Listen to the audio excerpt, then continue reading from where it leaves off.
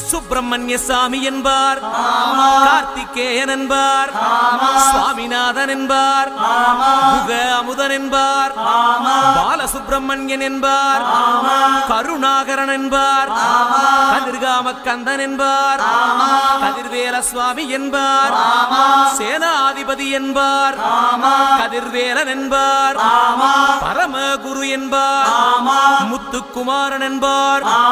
சூரனை கூறு போட்டவனாம், சுனாமியை விரட்டி விட்டவனாம், போகர் கொடுத்த பொக்கிஷமாம், பஞ்சாமிர்த பிரியனாம்,